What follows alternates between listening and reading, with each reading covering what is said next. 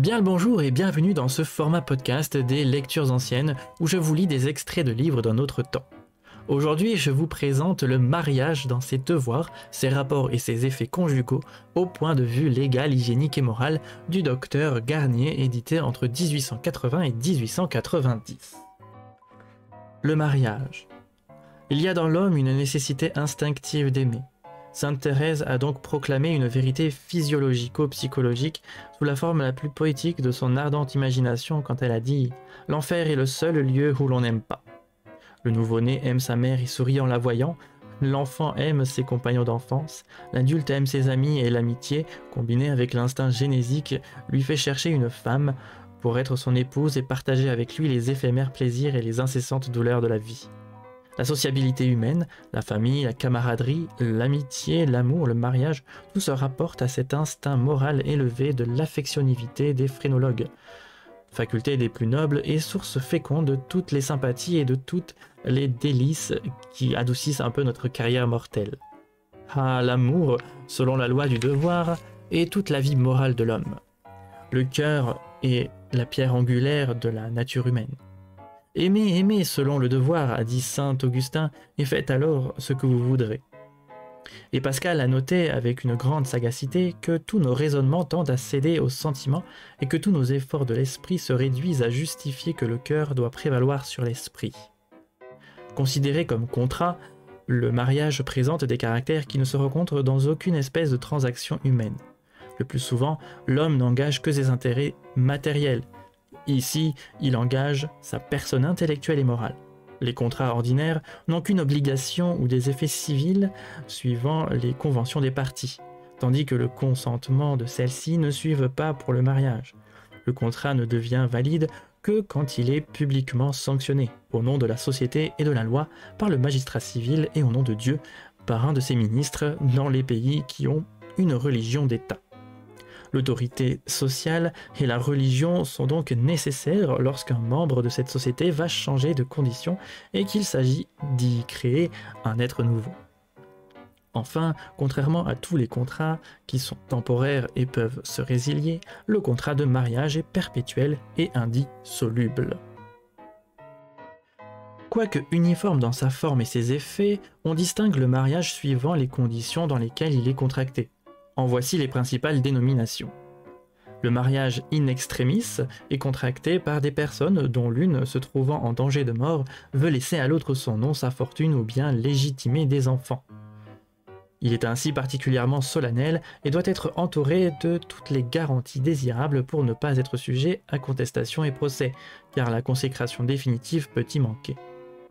Le mariage morganatique, ou de la main gauche, est celui que contracte un prince ou un souverain avec une femme de condition inférieure.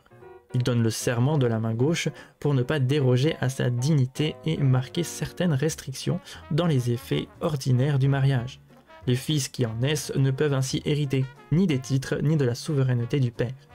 Il n'est plus guère en usage aujourd'hui à cause de cette infraction de la loi, et Victor Emmanuel fut un des derniers à y recourir. Le mariage de conscience est ordinairement contracté par deux personnes ayant vécu maritalement ensemble auparavant. Le mariage temporaire ou à condition n'est plus usité, comme au contraire à la loi civile même. Il était autrefois en usage dans certains pays comme une coutume locale. On en cite un exemple célébré en 1297 dans l'Armagnac. Deux nobles s'étaient mariés pour 7 ans en se réservant la liberté de proroger leur union. Il est sans raison avec la faculté du divorce. On distingue encore sous le nom de mariage l'inclination, ceux qui se font par amour, sans réflexion et contre tout obstacle. Ce ne sont ni les plus heureux ni les plus durables, car se marier ainsi, comme on dit en Espagne, c'est se placer à une température de 40 degrés en oubliant que l'on peut facilement descendre au-dessous de 0. Les amours s'en vont et les douleurs restent, dit un autre refrain. Il y a aussi les mariages consanguins entre parents très rapprochés, comme oncle et nièce, cousins germains. Ils se distinguent souvent par la stérilité ou la dégénérescence, les infirmités des enfants, comme on le verra plus loin. Le mariage par intérêt est celui qui se fait par misère ou par avarice, en faisant taire tout autre sentiment. Dans les mariages d'argent, où l'un ou l'autre des contractants est toujours sacrifié, parfois les deux. On se marie toujours mal de la sorte. Il y a enfin les mariages de convenance, qui se font suivant la position, l'âge, le titre, la fortune, la famille, la santé ou d'autres raisons analogues. Il y en a qui se marient comme transaction d'un procès pour l'opinion publique. Ordinairement, les parents ou les amis font et règlent ces mariages. Les deux principaux intéressés y restent alors indifférents. Aussi n'ont-ils guère du mariage que le nom. L'essence et les caractères du mariage. Aux yeux de la physiologie et de l'hygiène, le mariage est plus qu'un contrat purement civil, comme le prétendent quelques philosophes. C'est l'exercice naturel et légitime de l'affectivité et de l'instinct génésique autorisé par la société et sanctionné par la religion. Le mariage, en effet, est un sacrement, le grand sacrement, suivant saint Paul. Son institution divine est révélée clairement dans la Genèse, quand Dieu, après avoir béni l'homme et la femme, leur dit « Croissez et multipliez et remplissez la terre », et ses autres paroles douces et simples. L'homme laissera son père et sa mère, il se joindra à sa femme et ils seront une même chair. L'union matrimoniale doit donc être intime, absolue, perpétuelle et indissoluble. Le mariage est d'ailleurs plus que la consécration des fonctions génésiques, la prise de possession de la femme, l'autorisation légale d'augmenter la population. Oui, il est la réunion de deux individus en un seul, la transformation de la double nature sexuelle en une nature unique et plus puissante et plus belle. Ce n'est pas la simple adjonction de la femme à l'homme, mais l'être humain se complétant et terminant son unité par la cohésion intime des deux principes sexuels confondus, alors dans un amalgame plus glorieux et harmonique. Avant le mariage, il y a un homme et une femme se distinguant, le premier par la force de son intelligence et la seconde par la puissance de sa sensibilité. Après le mariage, il y a l'être humain résumant dans son unité toutes les puissances qui se trouvent séparées dans chaque moitié de lui-même. L'intelligence embellie par la sensibilité et la sensibilité fécondée par l'intelligence. Aristophane, dans sa discussion sur l'amour, dit que la passion, quand elle est violente, inspire le désir de confondre notre existence dans celle de l'objet aimé et d'en constituer un seul et même être. Aristote reproduit la même idée dans sa Politique. Le mariage réalise ce désir en l'épurant et, si un choix prudent et réfléchi rend l'union heureuse, Platon a exprimé une vérité bien plus qu'une fable ingénieuse dans son banquet, quand il représente les deux moitiés comme si elles ne formaient qu'un seul tout dans un monde primitif, se cherchant, se trouvant et se réunissant dans une nouvelle union. L'homme sans la femme et la femme sans l'homme, dit Bernardin de Saint-Pierre, sont des êtres imparfaits dans l'ordre naturel. Plus il y a de contrastes dans leur caractère, plus il y a d'union dans leur harmonie. Ils ont été créés afin de supporter ensemble les maux de la vie et pour former par leur union la plus puissante des consonances et le plus doux des contrastes. Tiré donc ici de l'étude de la nature. Le mariage constitue par conséquent un être nouveau avec des organes extérieurs distincts mais confondus dans un seul amour, une seule pensée, une seule volonté. Et de là une nouvelle et admirable création. Après l'enfant, l'adulte, après l'adulte, l'homme avec la différence des sexes, après l'homme, l'être humain réunissant la double nature active et passive, la double forme masculine et féminine, espèce d'hermaphrodite social, être unique et double dont les deux corps concentrés, comme l'on dit, en une seule âme, sont destinés pour jouir des mêmes plaisirs et courir les mêmes infortunes. Il n'a malheureusement pas été toujours considéré à ce point de vue élevé. Le « croisser et multiplier » a prévalu autrefois sur l'association de deux âmes, de deux cœurs, pour la production d'une pensée commune. Mais le christianisme et la philosophie morale ont amené, avec le temps, les croyances sur le véritable terrain. On cherche encore et l'on cherchera toujours le plaisir physique dans le mariage, mais non comme la chose principale. L'homme éclairé et probe, en donnant sa parole et sa foi, pense moins à la mère de ses enfants qu'à la compagne de sa vie. Il pense moins aux quelques nuits de plaisir qu'aux longs jours de bonheur conjugal. On ne doit donc pas confondre l'effet du mariage, qui est sans doute la procréation, avec sa raison ou sa cause, qui est la réunion des deux moitiés de l'espèce humaine pour former un seul être. À ce point de vue, on conçoit que les femmes n'aient pas le droit de vote dans les élections publiques, car dans le vote de l'époux, dans sa volonté, sont implicitement compris le vote et la volonté de l'épouse. Je précise effectivement qu'il faut remettre dans le contexte et qu'on est en 1880-1890. L'âme de l'être humain se manifeste par l'un de ses organes le plus intelligent et il serait ridicule de demander deux votes à celui qui ne doit plus avoir qu'une volonté. On dira que cette volonté peut n'être pas identique chez les deux époux. Ce serait reconnaître dans le mariage un principe opposé à son essence. Et lors même qu'on ne rencontrerait pas dans cette merveilleuse institution la perfection supposée, la loi ne peut admettre deux volontés dans l'être qui ne doit en avoir qu'une seule. Dans le vrai sens du mariage, la femme qui veut une chose différente de celle que veut son mari ou le mari qui a une volonté contraire à celle de sa femme commet un adultère moral suivant Elias Regnault. Des entrailles de l'être humain naît ainsi une nouvelle créature, produit de la puissance fécondante du père et développée par la laborieuse gestation de la mère. Et de même que dans la dualité psychologique des époux, l'unité se manifeste par une pensée et une volonté commune. Elle a lieu dans la dualité physiologique par la naissance d'un fils commun. Bien sûr, c'est un fils et pas une fille. À cette époque-là, en tout cas, c'est ce qu'on a envie d'avoir. Jusque-là, le mariage n'était que la relation de deux êtres entre eux. Maintenant, ils se transforment dans leur relation avec un troisième. Il n'y avait encore que l'unité dans la dualité et nous aurons l'unité dans la triplicité. Père, mère et enfant, les trois forment ensemble une nouvelle individualité appelée famille, un être social, base des sociétés primitives et image de toutes les sociétés futures. La famille et ses bases. Comme tout ce qui appartient à la vie morale de l'homme, la famille a son histoire. Ce mot employé primitivement pour esclave montre qu'il y eut un temps où les enfants étaient regardés comme la propriété ou les esclaves de leur père qui avaient droit de vie et de mort comme le mari sur la femme. La femme en se mariant chez les Romains tombait au pouvoir du mari, aussi ne changeait-elle pas de nom. Elle le joignait seulement au génitif à celui de son mari, comme indiquant la possession. Cette coutume romaine existe encore dans beaucoup de provinces d'Espagne. Heureusement, l'institution de la famille, de même que le mariage et l'éducation des enfants qui en sont les éléments essentiels, se trouve reconnue aujourd'hui par tous les peuples civilisés. L'homme a passé du vagabondage à l'état fixe et déterminé. Il a un nom et ce nom se conserve dans la famille. L'homme a conscience de son immortalité.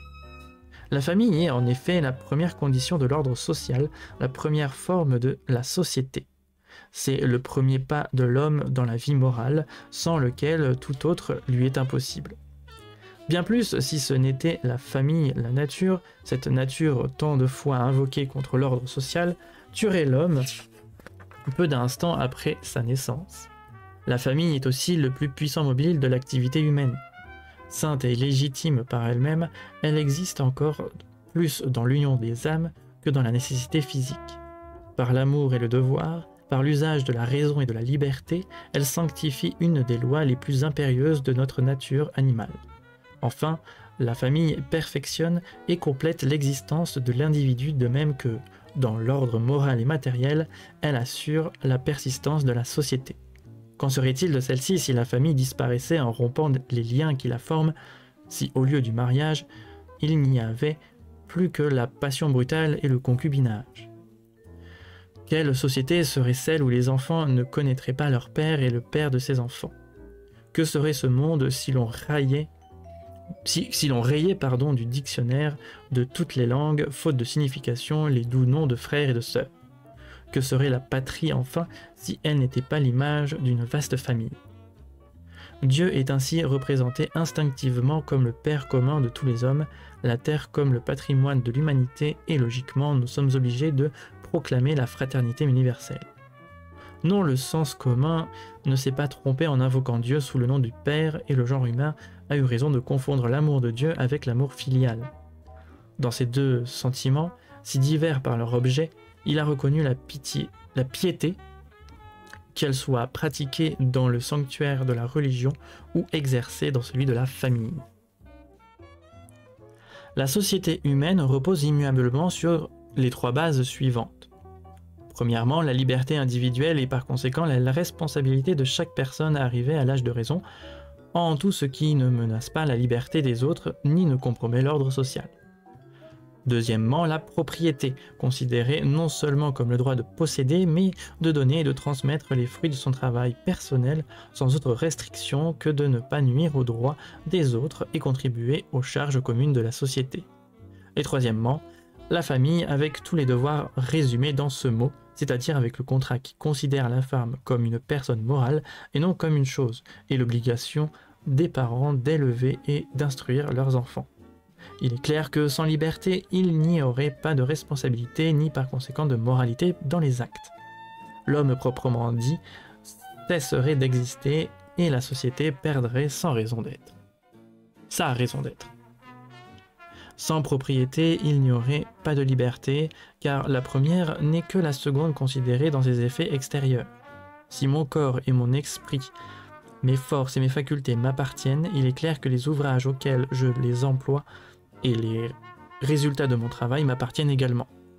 Enfin, sans la famille, il n'y aurait ni liberté ni propriété. Dépossédée de ses titres de famille, d'épouse et de mère, la famille serait esclave de l'homme et ses enfants esclaves de l'État. Et un pire sort ne les attendait. L'homme lui-même, sans frein dans ses désirs, sans amour pour personne ni affection à rien, sans responsabilité envers lui-même, non moins qu'envers les autres, ne penserait pas au lendemain et tomberait dans une catégorie inférieure à la brute. Telles sont les conditions essentielles de la société humaine. Aucune des 3 ne peut s'exclure parce qu'elles sont corrélatives et toucher à l'une d'elles serait mettre à néant les 2 autres. L'âge du mariage. L'époque convenable pour le mariage n'a rien de fixe, ni d'absolu. Elle varie selon les climats et les individus, leur tempérament, leur constitution et leur santé. Tout ce qu'il faut aux 2 sexes, c'est qu'ils soient nubiles, c'est-à-dire aptes à la procréation.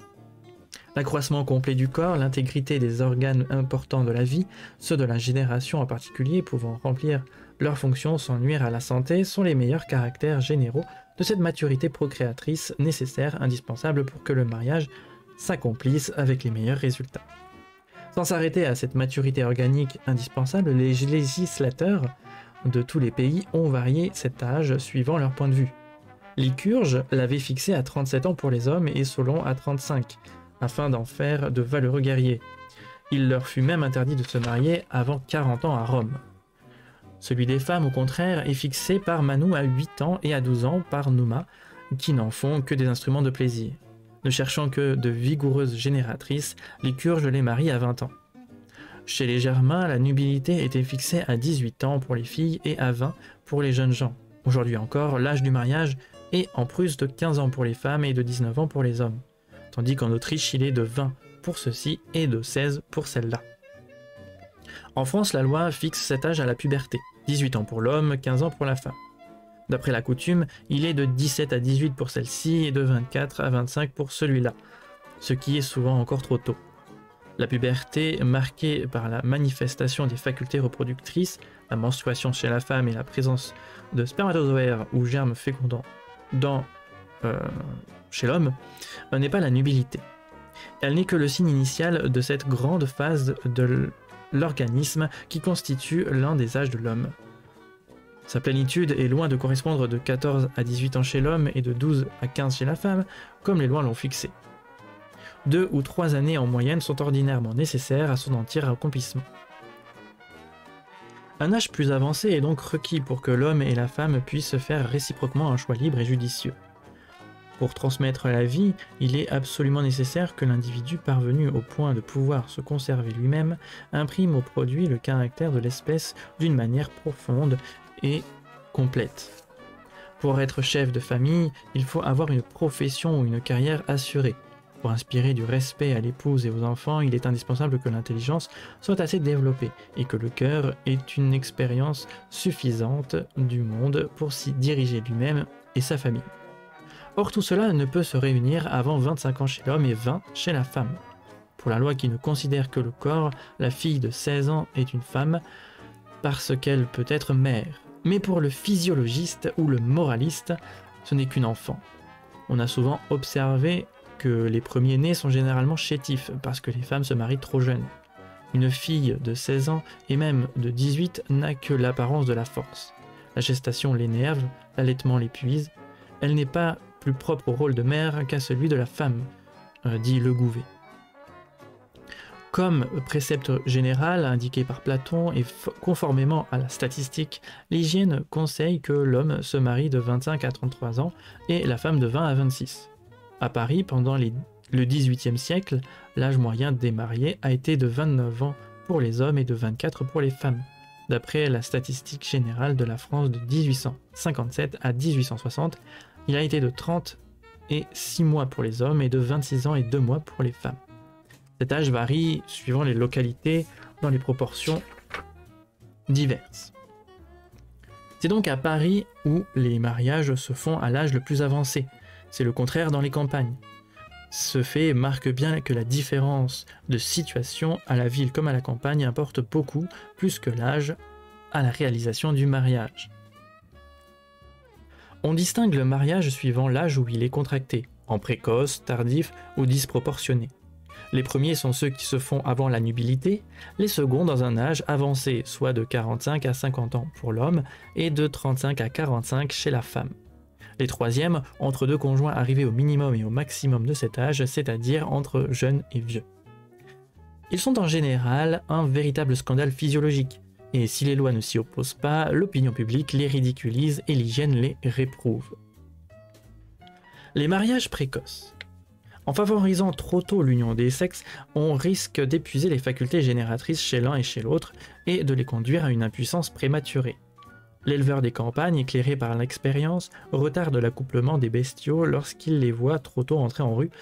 Les jeunes poules pondent des œufs de moitié plus petits que celles plus âgées et selon Bechstein, les produits d'une première fécondation de la chienne acquièrent rarement une grande taille.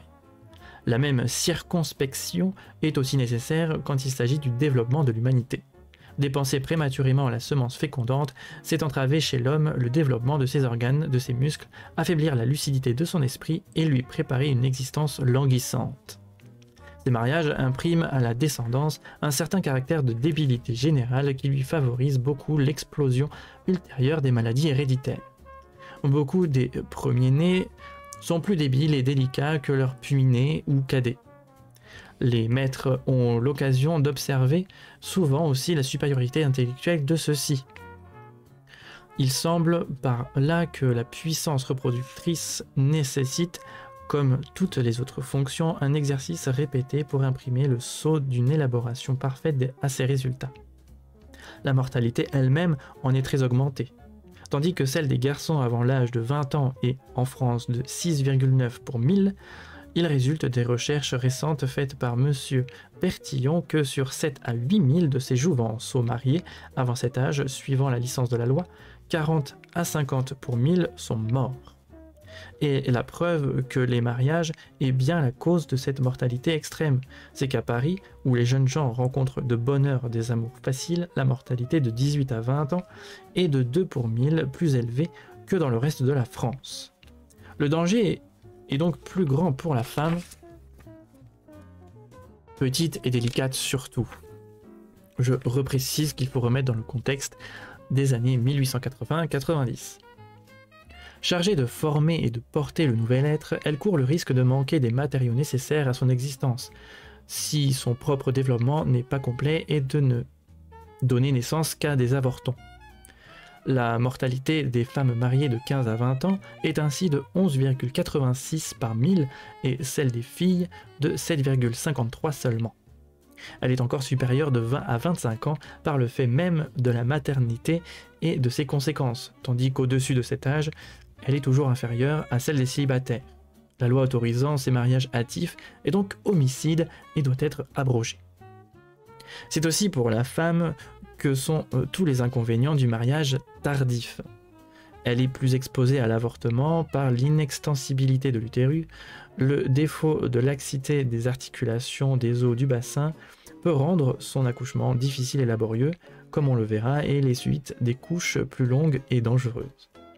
Mais des 3 espèces, c'est celui qui en a le moins surtout pour l'homme. Quant aux enfants, ils manquent de la vivacité et de la gaieté propres à leur âge. Ils sont exposés au rachitisme et meurent fréquemment phtisiques sans que leurs parents le soient. S'ils vivent, ils n'acquièrent jamais un grand développement et paient un tribut précoce aux affections hémorroïdaires. Quant au mariage disproportionné, il est facile de présumer ce qui en résulte. Comment une femme jeune et gaie pourrait-elle être la chair d'un homme usé par l'âge et souvent énervé par les plaisirs sensuels? Celui-ci se condamne ainsi à un suicide plus ou moins lent, et, comme l'exprime Alexandre Hardy, on ne se servira que d'un même flambeau pour le conduire au lit et du lit au tombeau. La morale est surtout outragée dans ces unions entre jeunes et vieux par les mobiles qui président le plus souvent, de part et d'autre. L'intérêt chez les jeunes, la lubricité chez les vieux. Entre époux qui ont vieilli ensemble, les désirs s'éteignent à l'unisson, tandis que la jeunesse les réveille, d'autant plus violents qu'ils étaient endormis ou éteints. Leur nature morbide et leur manifestation brutale, maladive, ne produisent au contraire que des effets diamétralement opposés. Comment un jeune mari répondra-t-il aux caresses provocantes et renouvelées d'une vieille femme sans charme ni beauté, s'il n'est un libertin? Déçu dans ses illusions, ses instincts et ses plans de paternité, car la femme sur le retour est inapte à la conception, il n'aura bientôt plus qu'à chercher dans une vie dissipée ou luxueuse la satisfaction de ses goûts, ses désirs juvéniles et l'emploi de sa fortune, s'il en peut disposer. Il en est bien pire encore pour la jeune fille que la persuasion ou la pression étrangère a forcé de s'allier à un vieux mari. Tout est ici contraste au physique et au moral. Les amours du vieillard sont ridicules et hideuses et inspirent une répulsion comparable à l'idée de l'inceste. La chasteté est forcément absente dans ces ébats où la brutalité des sens n'est amortie ni poétisée par les élans passionnés du cœur. Et là, c'est cité de Mayer de Loco Citato. Elle pourra devenir mère sans doute, si vieux que soit ce mari. Sans attacher une grande valeur à l'authenticité de ces histoires où des vieillards mariés à 75, 80, 86, 94, 100 et jusqu'à 120 ans sont devenus pères, il est parfaitement constaté par la science que malgré la diminution graduelle de l'appétit vénérien chez l'homme avec l'âge et la vigueur, sa faculté d'engendrer persiste pendant toute la vie si les organes génitaux sont intacts ainsi que sa santé.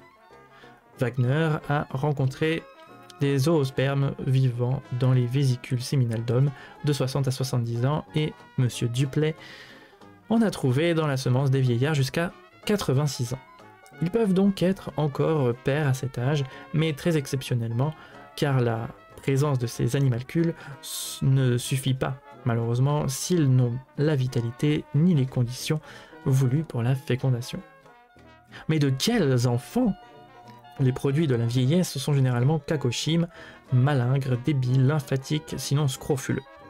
Ce sont des jeunes vieux qui n'ont ni l'apparence ni la force vitale des enfants nés dans de conditions normales. Telles sont les suites déplorables de la plupart de ces unions monstrueuses dont l'idée seule révolte la pudeur. Si la loi a fixé sagement un âge minimum dans les deux sexes pour ne pas laisser à l'arbitraire la faculté de nouer des unions trop hâtives, n'aurait-elle pas dû établir de même une limite d'âge maximum interdisant le mariage?